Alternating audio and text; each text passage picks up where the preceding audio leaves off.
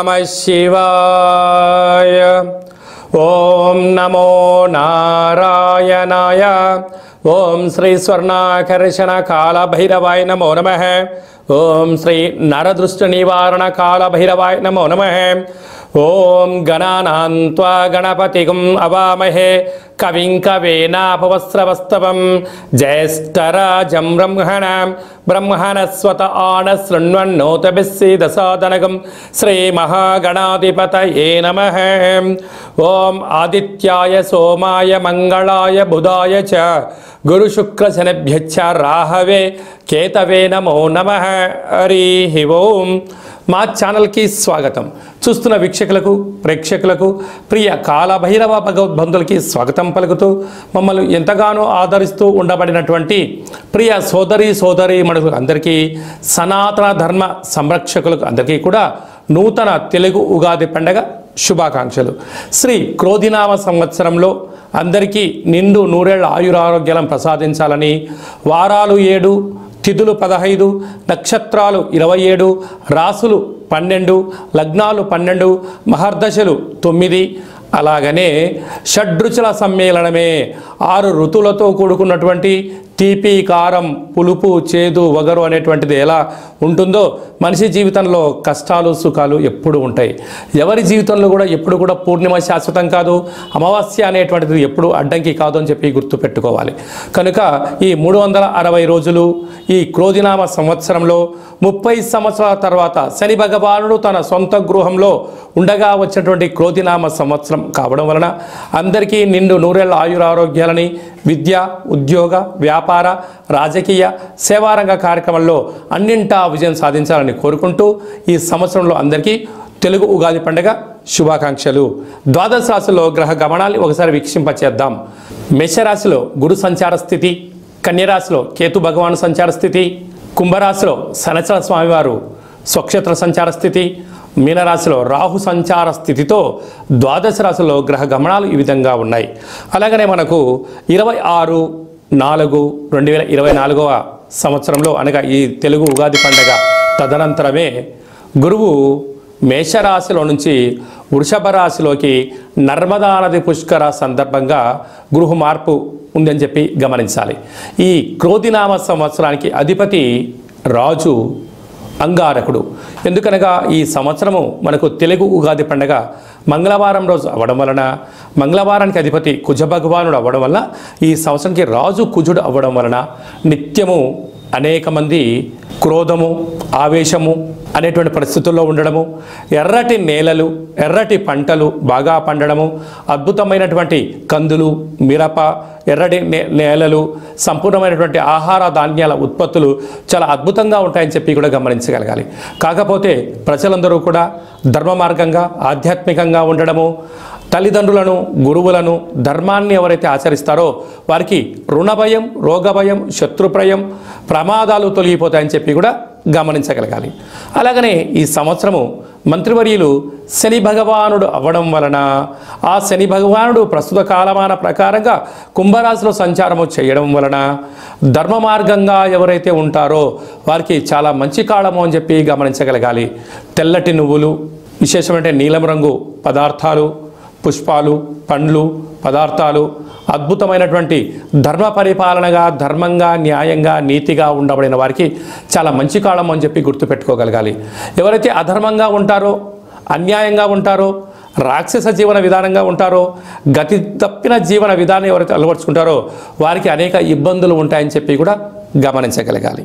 ఈ సంవత్సరము పశుపాలకుడు కృష్ణ పరమాత్ముడు అవడం వలన గోవులు, పశువులు సమృద్ధిగా ఆయురారోగ్యాలుగా ఉండడం, మంచి పాడి, మంచి పంట, ఐశ్వర్యము, సుఖవంతమైన జీవనం ఉండడం జరుగుతుంది అని చెప్పి గమనించాలి.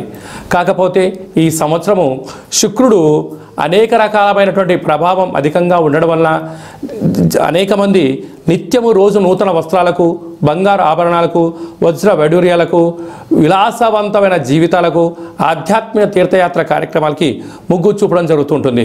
కాకపోతే విచక్షణారహిత జీవితాన్ని పొందడానికి, మద్యమత్తు మాంసాల జీవితాన్ని పొందడానికి ఎక్కువ మంది మక్కువ చూపించే పరిస్థితి ఉంటుంది. కనుక దయచేసి అలా వెళ్లకుండా ఆధ్యాత్మికమైన చింతనతో మీరు ఉండగలిగితే ఈ సంవత్సరము అందరికీ పట్టిందల్లా బంగారం అయ్యేటువంటి యోగ్యత కనపడుతుందని చెప్పి గమనించాలి. ఈ క్రోధినామ సంవత్సరంలో మిథున రాశి వారికి ఎలా ఉండబోతుందో ఈ వీడియోలో సవివరంగా సంపూర్ణంగా తెలుసుకుందాం. మిథున రాశిలో ఏ నక్షత్రాలు వస్తాయనగా మృగశిర నక్షత్రంలోని 3వ పాదము, 4వ పాదము, ఆరుద్ర నక్షత్రంలోని 4 పాదాలు, పునర్వసు నక్షత్రంలోని 1, 2, 3 పాదములు కలిపితే మిథున రాశి. మిథున రాశి యొక్క అధిపతి బుధ భగవానుడు. వీరికి ఈ సంవత్సరం ఆదాయ వ్యయాల్ని మనం ఒకసారి బాగా పరిశీలించినట్లయితే ఆదాయం 5, వ్యయం 5 అనగా ఎంతైతే ఖర్చు ఉందో అంతే మీరు సంపాదించబోతున్నారు అని చెప్పి మీరు గుర్తుపెట్టుకోవాలి. కనుక అధికంగా మీరు శ్రమించగలిగితే మీరు ఉండబడిన వాటన్నిటికన్నా కొద్దిపాటి సోమర్థనాన్ని పక్కన పెట్టి హార్డ్ వర్క్కు మీరు ఇంపార్టెన్స్ ఇవ్వగలిగితే స్థిరచరాస్తులు మీ సొంతమవుతాయి అని చెప్పి మనకు జ్యోతిర్విజ్ఞానం తెలియచేస్తుంది. రాజపూజ్యం 3, అవమానం 6. ఎందుకనగా కష్టపడి పనిచేసేటువంటి రాశులలో మిథున రాశి 1. ఎందుకనగా రాశాధిపతి బుధుడు అవ్వడం వలన వీరికి బుద్ధి బలం, జ్ఞానబలం చేత వీళ్ళు ఒదుగుతూ ఉండడం వలన వీళ్ళు చుట్టూ ఉండబడినటువంటి వారే వీరి ఎదుగుదలను ఓర్వలేకపోవడం, శత్రువులను మూటగట్టుకునే పని ఉంటుంది. కనుక వీలైనంత వరకు మీరు ఎలాంటి విషయాలైనా మీ మనసులో పెట్టుకునే ప్రయత్నమే చేయండి. పక్కవారికి ఏదైనా చెప్పారా వారే మీకు శత్రువులు అవుతారు అని చెప్పి గమనించగలగాలి. మనం ఒకసారి కందాయ ఫలితాన్ని గమనించినట్లయితే మృగశిర నక్షత్ర జాతకులకు మంచి ఆయురారోగ్యాలు, మంచి మేధా సంపత్తి ఉందని చెప్పి గమనించాలి. ఆరుద్ర నక్షత్ర జాతకులకు ఇక్కడ జూలై నుండి సంవత్సరాంతం వరకు అనారోగ్యమైన పరిస్థితి, మనోవేదన, ఆరోగ్య పరిస్థితి అనుకూలంగా లేదు. కనుక ఆరోగ్యాన్ని కాపాడుకునే బాధ్యత ఆరుద్ర నక్షత్ర జాతకులది అని చెప్పి గమనించాలి.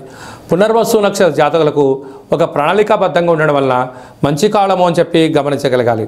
కనుక ఈ మిథున రాశి వారికి ఈ గృహ భవన నిర్మాణ కార్యక్రమం చేసేటువంటి వారికి, ఆధ్యాత్మికవేత్తలకు, వ్యాపార సామ్రాజ్యంలో ఉండబడినటువంటి వారికి, రాజకీయవేత్తలకు, స్వయం వృత్తులు, సేవా రంగాలు, వ్యాపార కార్యక్రమం చేసేటువంటి వారికి కూడా ఓపిక, పట్టుదల, ఒక ప్రణాళిక బద్ధంగా మీరు వెళ్ళగలిగితే అన్నింటా విజయం మీ సొంతం అవుతుంది. వ్యవసాయ సోదరీమణులకు ఎర్రటి పొలాలు, తెల్లటి పంటలు, వస్త్ర వ్యాపారాలు, బంగారు వ్యాపారాలు, అలాగనే హోటల్ వ్యాపారాలు, ఈ పాల ఉత్పత్తుల వ్యాపారస్తులకి కూడా చాలా మంచి కాలం ఉందని చెప్పి గమనించాలి. కనుక వీళ్ళు స్వర్ణాకర్షణ కాళభైరవ స్వామిని స్మరించడం, ధ్యానించడం వలన అద్భుతమైన ఐశ్వర్యం, ధనం మీ సొంతం అవుతుందని చెప్పి గమనించాలి. కనుక శ్రీ స్వర్ణాకర్షణ కాళభైరవ స్వామి యొక్క స్మరణ, ధ్యానము, పుష్ప దీపము, ఒక ముగ్గును మీరు ఇంటి ముందర పెట్టుకోగలిగినట్లయితే మీకు అదృష్టం మీ సొంతం అవుతుందని చెప్పి గమనించాలి. ఈ తెలుగు ఉగాది పండగ ఈ సంవత్సరం మొత్తాన్ని బాగా మనం పరిశీలించినట్లయితే గ్రహ గమనాలలో పెద్దగా మార్పులు లేవు. గురు భగవానుడు ఒక్కడే మేషరాశిలో నుంచి వృషభ రాశిలోకి సంచార స్థితి ఉంది. కనుక వీలైనంత వరకు ధర్మము, ఆధ్యాత్మికత, నిత్యము, ఆరోగ్యము, సంపూర్ణమైనటువంటి ప్రతి ఒక్క వ్యక్తిగత జాతకంలో మీరు అందరిపైన గ్రహ గమనాల పరిస్థితి చాలా అధికంగా ఉంటుంది. కనుక సూర్యోదయపు మునుపురమే లేవడము, పచ్చటి పైరు పొలాలలో సంచారము చేయడము, ఆకులతో కూడుకున్న జీవన విధానాన్ని ఏర్పాటు చేసుకోగలిగినట్లయితే మంచి కాలం ఉంటుందని చెప్పి గమనించగలగాలి. ఈ సంవత్సరము ఏప్రిల్ ఆఖరు నుండి ఆగస్టు 8వ తారీఖు వరకు అనగా 100 రోజులు దరిదాపు వివాహాది శుభ కార్యక్రమ ముహూర్తాలు లేవని చెప్పి ముందస్తుగా గమనించగలగాలి. కనుక ఈ సంవత్సరం అంతనూ కూడా మనం అద్భుతమైన విజయం సాధించగలగాలి అన్నట్లయితే ఒక్కొక్క నెలలో ఒక్కొక్క కాళభైరవ స్వామి వారు ఉంటారు. కనుక ఆ కాళభైరవ స్వామి యొక్క స్మరణ, కాళభైరవ స్వామి యొక్క కూష్మాండ దీపము, కాళభైరవ హోమము, కాళభైరవ రక్షణ కంకణాన్ని మనం ధరించగలిగినట్లయితే ఈ సంవత్సరాంతము కుజుడి యొక్క ప్రభావము, శని భగవానుడి యొక్క ప్రభావము తీక్షణ తగ్గి వృత్తులలో, ఉద్యోగాల్లో, వ్యాపారాల్లో మనం అనుకుంటున్న విజయం మన సొంతం అవుతుందని చెప్పి గమనించాలి. ఇంకనూ మనం విజయం సాధించగలగాలి అన్నట్లయితే ఈ యొక్క పాత్ర కంచు పాత్ర అంటారు. అంటే కంచు మోగినట్టు కనకంబు మోగదు గదరా సుమతి అని చెప్పి మనకు సుమతి శతకంలో చెప్పుకున్నాం. ఇక్కడ రాసులు 12 ఎలా ఉంటాయో 12 రాసులను ఇందులో అచ్చు వేయడం జరుగుతుంది.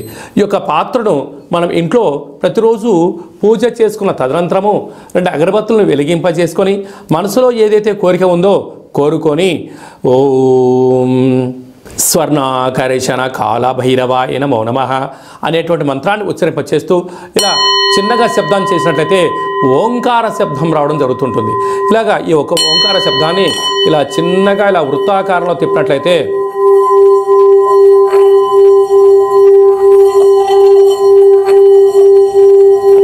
ఈ యొక్క శబ్ద తరంగాల ద్వారా గృహంలో ఉండబడినటువంటి దరిద్ర దేవత బయటికి వెళ్ళి బయట వీధిలో సంచారం చేసేటువంటి మహాలక్ష్మీదేవి అమ్మవారు మన గృహంలోకి స్వాగతం పలుకుతుందని చెప్పి గమనించగలగాలి. అలాగనే నరదృష్టి యొక్క ప్రభావాలు, గృహ వాస్తు దోష నివారణలు, యంత్ర మంత్ర తంత్ర పరతంత్ర పరక్రియ అంటే తాంత్రిక ప్రయోగ దోషాలు ఏమైనా కలిగినట్లయితే కూడా ఈ శబ్ద తరంగాల ద్వారా, శబ్ద ధ్వని ద్వారా మానవుని శరీరంలో ఉండబడినటువంటి షట్చక్రాల మూలాధార, స్వధిష్టాన, మణిపూరక, విశుద్ధ, అనహత, ఆజ్ఞా చక్రాలు వికసింపచేసి వ్యక్తిలో ఉండబడినటువంటి అద్భుత జ్ఞానములు, సంపూర్ణమైనటువంటి ఐశ్వర్యము, ఆనందానికి స్వాగతం పలుకుతారు అని చెప్పి గమనించాలి. ఈ యొక్క అక్షయ పాత్రతో పాటు కాళభైరవ స్వామి యొక్క ఒక పిరమిడు, కాళభైరవ స్వామి యొక్క కంకణము, కాళభైరవ స్వామి యొక్క విగ్రహము, కాళభైరవ స్వామి యొక్క డాలరు మెడలో వేసుకోవడం కోసము, కాలికి చేకి కట్టుకోవడానికి నరదృష్టి నివారణ రక్షణ కవచాలు, ఇంటి బయట మనము ఉట్టిలో గుమ్మడికాయ ఎలా కట్టుకుంటామో ఆ ఉట్టిని కాళభైరవ స్వామికి సౌభాగ్య ఉట్టిని కూడా మీకు అందజేయడం జరుగుతుంది. ఈ కావలసిన వారికి మన యొక్క దేవాలయంలో ప్రతి నెలలో 4 మంగళవారాలు, 4 శనివారాలు, శుద్ధాష్టమి, పూర్ణిమ, బహుళాష్టమి, అమావాస్య సందర్భంగా ఒక్కొక్క నెలలో ఒక్కొక్క కాళభైరవ స్వామి ఉంటారు కనుక ఆ కాళభైరవ స్వామి యొక్క పూజా కార్యక్రమాన్ని మీకు వాట్సాప్ ద్వారా లైవ్ కూడా చూపించి స్వామివారికి ఆశీస్సులు మీరు పొందగలరు. కనుక అక్షయ పాత్రను మన గృహంలో పెట్టుకుందాం, అష్ట కష్టాలకు స్వస్తి పలుకుదాం, ఐశ్వర్యానికి ఆనందానికి స్వాగతం పలుకుతాం అని చెప్పి గమనించాలి. అలాగే మీ వ్యక్తిగత జాతకం తెలుసుకోవాలనుకుంటున్నారా?